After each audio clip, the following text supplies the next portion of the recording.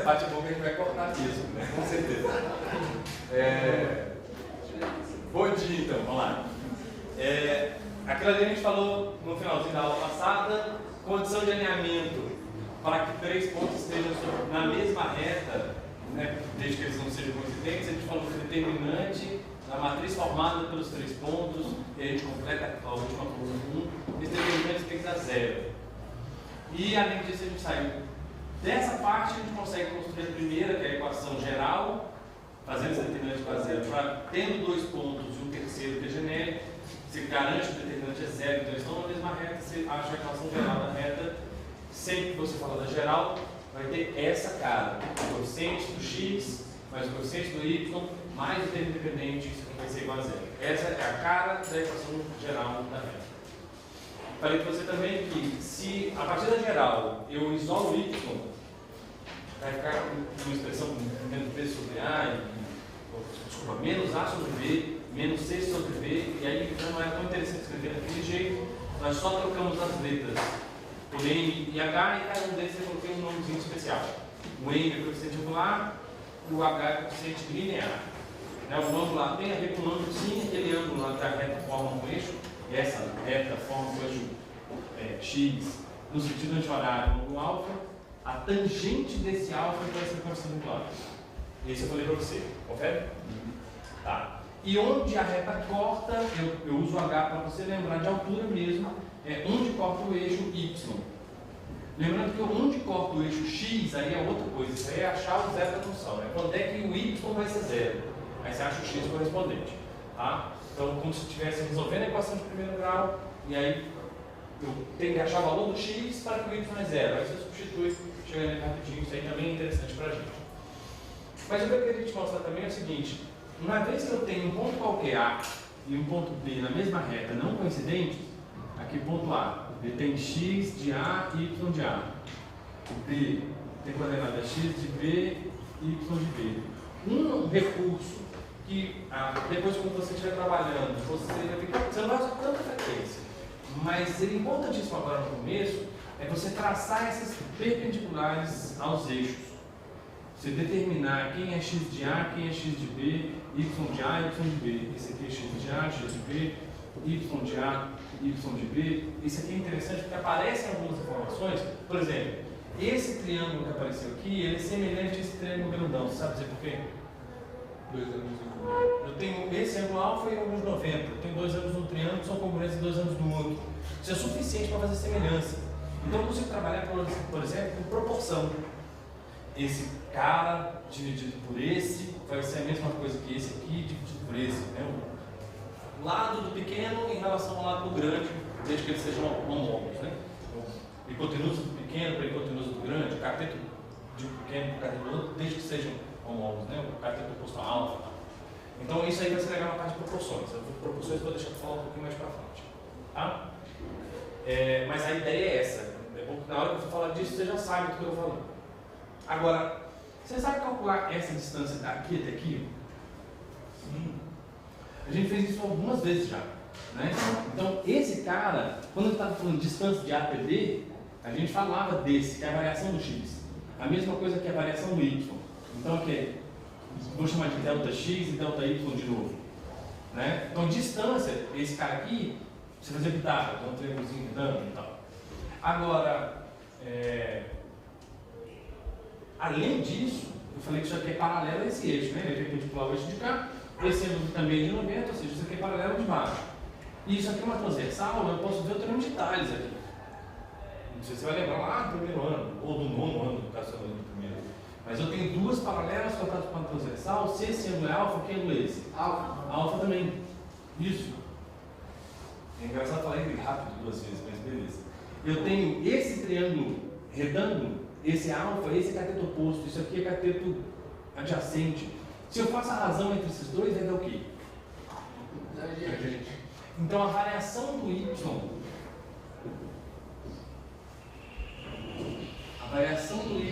a variação do x é a tangente do ângulo. Só que a tangente do ângulo é o coeficiente angular. Esse cara, a gente tinha falado isso na outra aula. A gente tinha usado esse triângulo para fazer isso. Né? Só que a gente tinha achado lá de cá, e foi uma briga com o sinal, se é crescente ou decrescente. Ali não, você vai jogar na forma de ponto, acabou. Você escolhe quem é o final, quem é o inicial. Mantém a ordem, não tem erro. Tá? Eu quero começar no B e terminar no A. Então você faz variação do Y, então Y de B menos Y de A. Aí a variação do X obedece a mesma ordem. Então o X de B sobre o X de A. Eu cheguei no coeficiente angular do mesmo jeito. Então, eu tinha dado um exemplo lá, se a gente pegar aqueles pontos A e B, você tem anotado aí? Na aula passada? O A e B?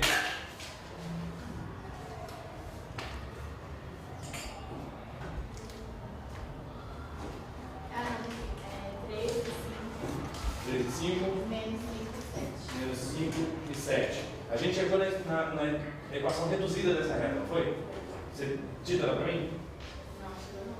Não? Não chegou? Chegou sim, Chegou, gente.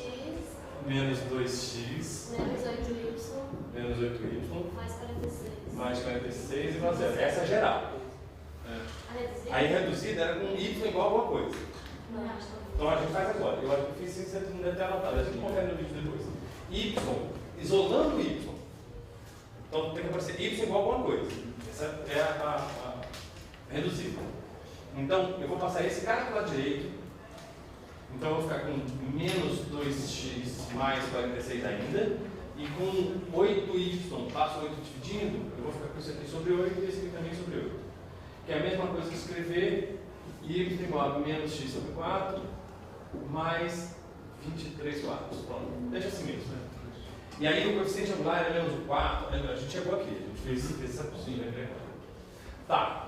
Então o coeficiente angular, eu estou falando para você que é menos 1 quarto. Só que tá vendo, você tem que fazer o determinante para chegar aqui, para depois chegar na reduzida, para isolar o cara com o x para achar o coeficiente angular. Uma das perguntas que o cara pode fazer é: qual é a taxa de variação daquela função? Ou seja, quanto ela cresce para cada intervalo que você coloque. Então, no intervalo unitário, você tem que saber quanto ela sobe, e aí, para qualquer intervalo que você faça, você consegue usar uma funçãozinha, você resolve tranquilo isso aí.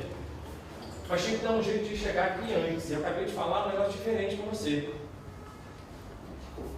O coeficiente angular, ou a tangente do ângulo, é a variação do y sobre a variação do x. Bem, escolhendo b como final e usando essa expressão, eu teria que fazer y de b menos y de a dividido por x de b menos x de a. O y do ponto B é 7, menos o y do ponto A é 5.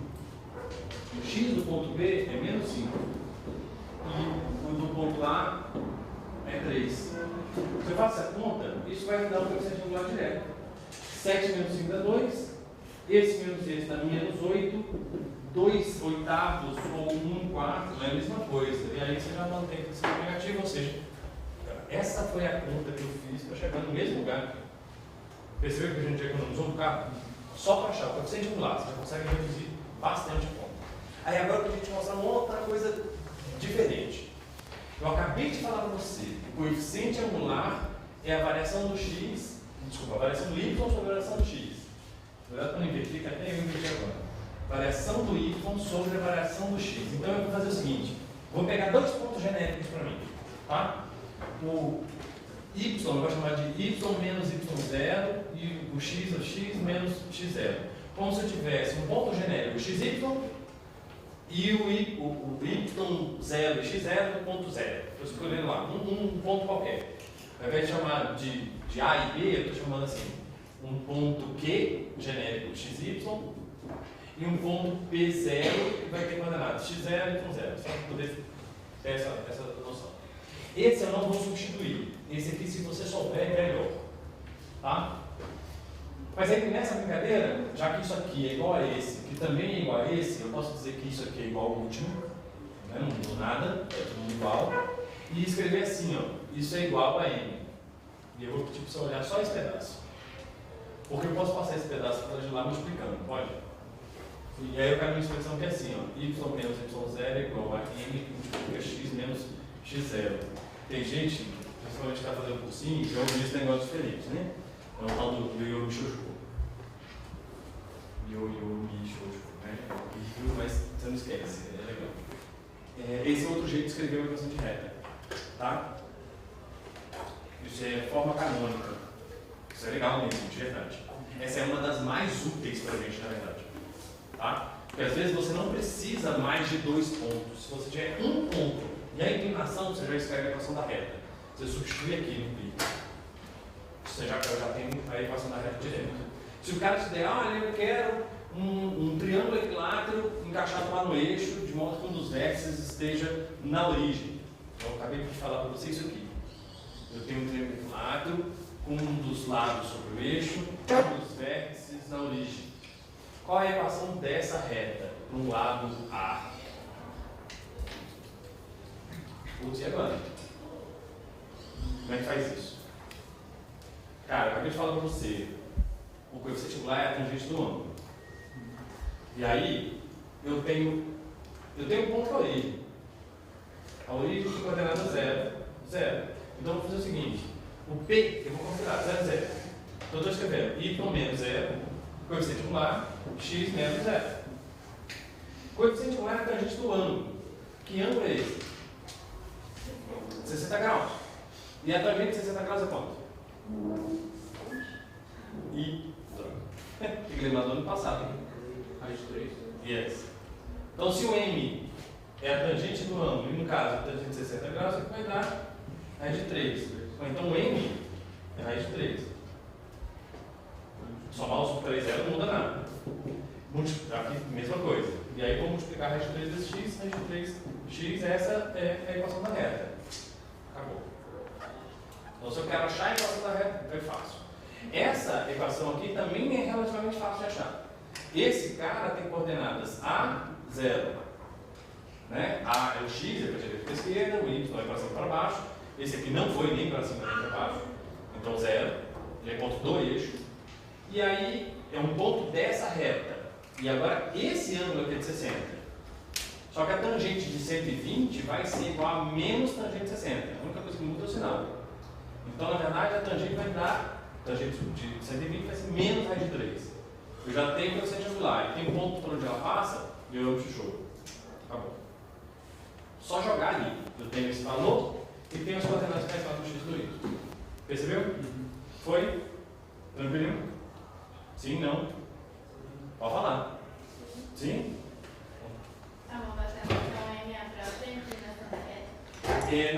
Eu posso dizer isso. A gente chama de coeficiente angular, mas assim. Desculpa, mas tem um probleminha. Quando a gente fala em inclinação da reta, a gente fala do ângulo. Tem hora que o pessoal não confunde as duas coisas, mas normalmente a gente usa a expressão declividade da reta para falar do coeficiente angular.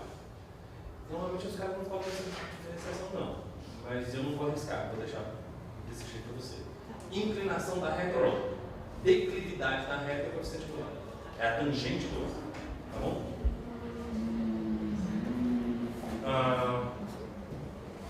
Então, equação geral, equação reduzida. Vamos mais uma forma de escrever a equação da reta, que para mim está ótima. Aí a gente para poder mexer de outra coisa. Chama equação segmentária.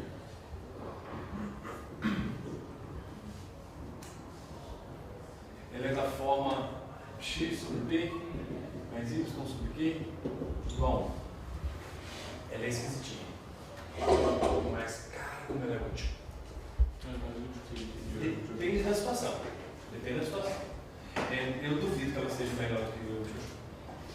Né? Mas por que eu estou te falando isso?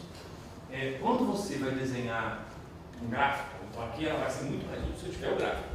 Se o cara fizer, por exemplo, esse gráfico aqui para você, diz aqui é 10 e aqui é 5, então eixo x e eixo y, ele já te deu a equação da reta. Esse aqui é o lindo da história.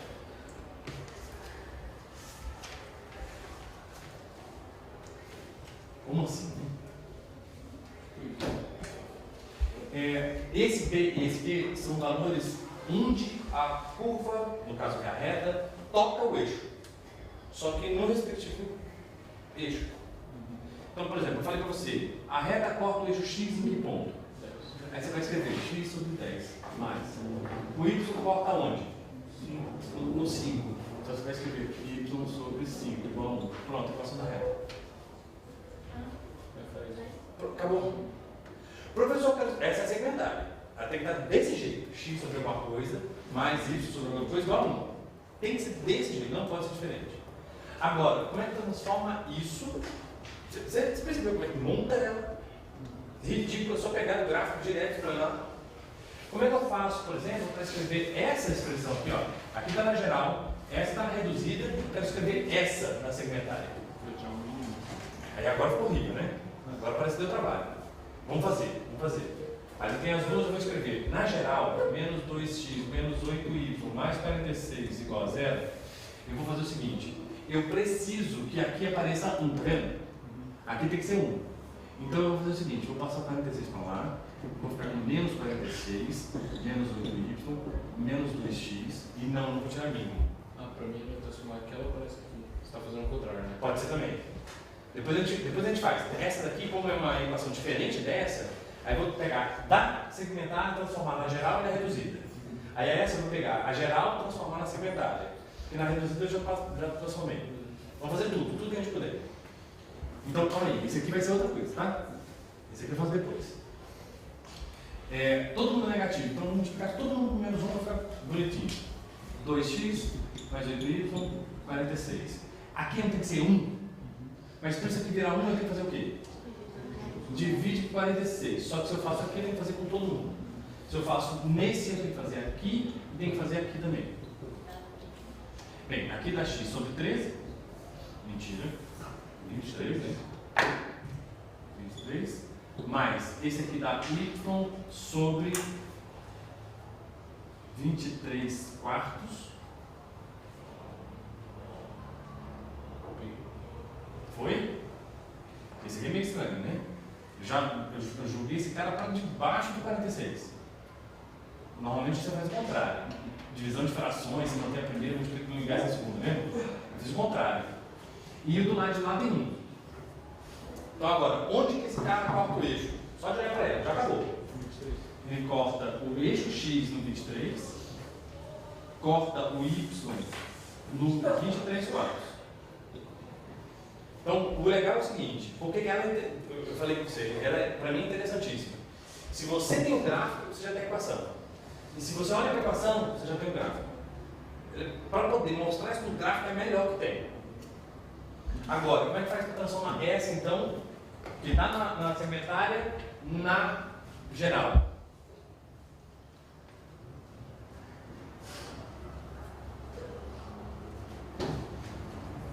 Então, deixa eu puxar para cá. X sobre 10 mais y sobre 5 e y sobre 5 igual a 1. Aí você teve ideia, vamos tirar o mínimo. Eu prefiro, não deixa de ser mínimo, mas eu quero multiplicar todo mundo por 10, pode? Deixa eu só ver o que se liga. Diga, Cecília. Isadora. Tchau, Isadora. Voltando então, tirar o mínimo também satisfaz, né? Assim funciona. E eu prefiro simplesmente multiplicar todo mundo por 10, porque é o maior dos coeficientes, ele é múltiplo do 5 também, ou seja, vai simplificar todo mundo. Esse cara vezes 10 vai dar x, esse cara vezes 10 vai dar 2y, esse cara vezes 10 vai dar 10.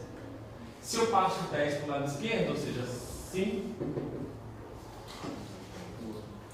geral. Tchau, mãe, para mim. E aí, eu posso isolar o y. Isso aqui vai dar menos x mais 10.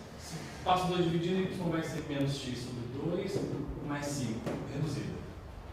Então, rapidinho, você foi da segmentária para a geral, da geral para a reduzida, e você consegue andar de uma para a outra. A mais chatinha de fazer isso é o chuchu, né? Aquela canônica lá. Essa daqui. Mas, talvez você tenha um pouquinho de dificuldade, por exemplo, essa daqui, como é que eu passo para a geral? Demorou demais. Porque na verdade é só pegar o y e jogar para o lado de lá. Acabou. Só. Raiz de 3x menos y igual a 0. Pronto, acabou. Já está na geral. Ela já está na reduzida, não sei se você percebeu. Só que ela também é resultado da própria Yoyama Chuchu. Então, essa daí, o Yoyama Chuchu já virou reduzida. Então, tem hora que você, assim, ela já está tão pronta que alguns pontos você vai ficar, caraca, e agora? O que eu faço? e não precisa fazer nada. Já está pronto. Entendeu? Até que foi sim ou não? Sim. Sim. Você já sabe a equação de reta, tanto na geral, você pode chegar pelo determinante, se você quiser. Se você tiver 2 pontos, você faz o determinante com um terceiro xy, né? Um determinante igual a 0, garante que não há área entre os 2 pontos, chega na equação de reta. Geral. Da geral, você chega na reduzida isolando o y. Se você tiver o gráfico onde o eixo onde a reta corta os 2 eixos, você já consegue escrever na segmentária. Sim? E a partir da segmentária você escreve a geral reduzida. E aí de uma você leva na outra, se você precisar. Beleza? Tranquilo isso? Ok? Tá bom. Deixa eu te perguntar. Quando que 2 retas então são paralelas?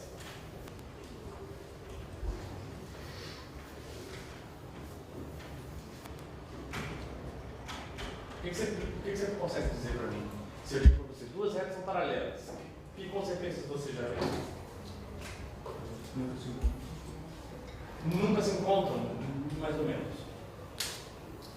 Tem um detalhe. Você consegue ver o rodapé? O rodapé é preto, tá vendo? Vou considerar isso aqui como se fosse uma reta, tá? Então ignora a espessura. Finge que é uma reta. Aqui tem uma reta, beleza? E aí lá em cima, aquela santa lá em cima, tá vendo? Um detalhezinho do teto. Aquela, como se fosse também uma reta. A reta de cima lá, encosta nessa reta daqui, então elas são paralelas.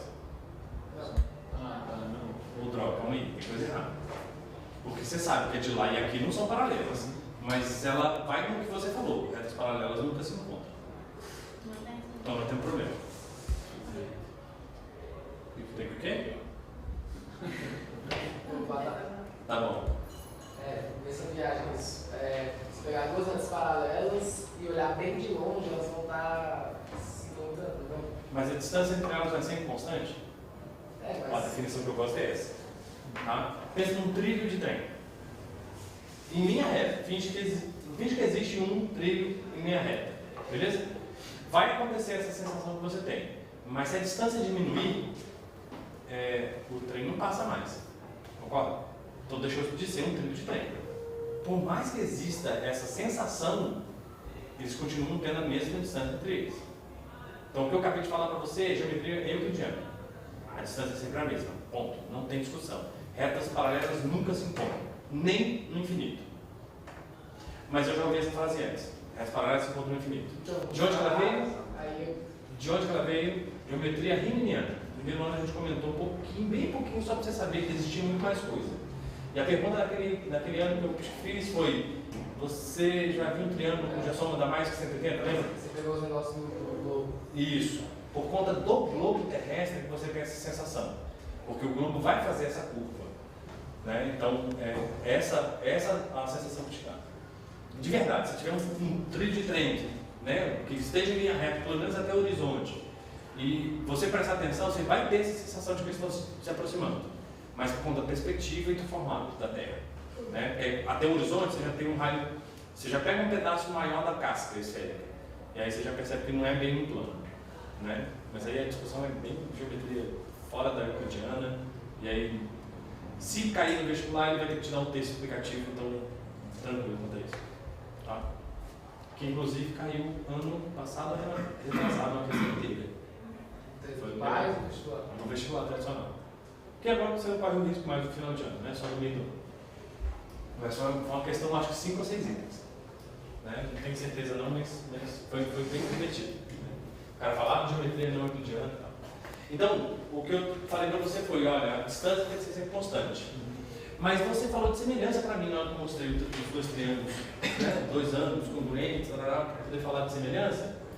E eu queria que você lembrasse ali. Se eu tenho 2 retas no plano, eu preciso que esse ângulo e esse alfa e beta sejam os mesmos.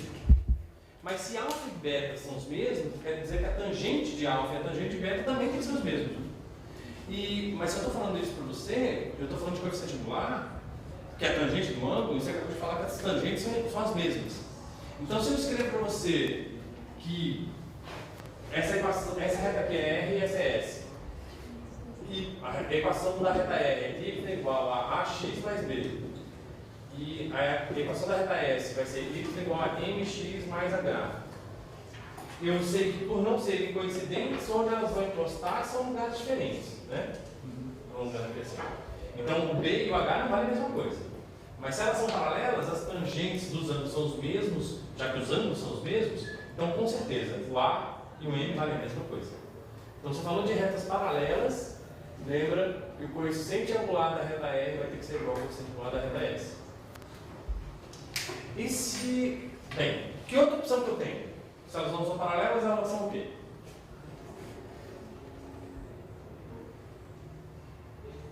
Silêncio constrangedor.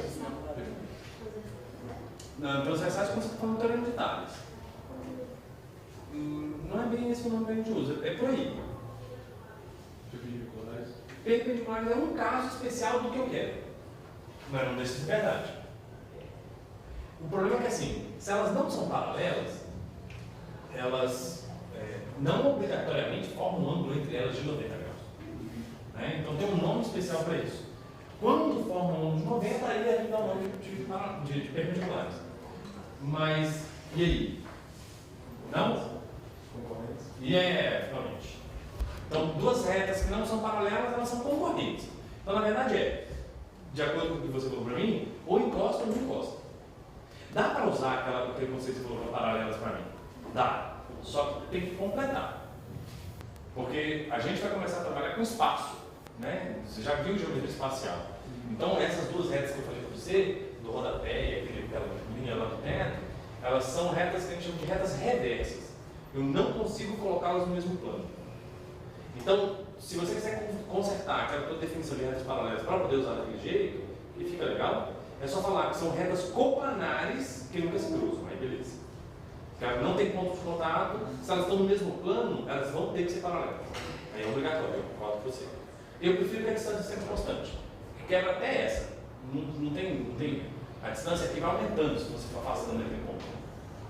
Então já garante que não vai ser reversa nunca. Então, retas paralelas são retas cuja distância é constante. Distância, a gente, quando fala assim, é automaticamente a menor distância. Tá? Falou de distância é menor. E aí, retas paralelas, então, dentro da geometria analítica, a gente pode falar desse jeito. O coeficiente angular é o mesmo. Concorrentes, então, para paralelas, assim, para retas concorrentes, vou colocar assim,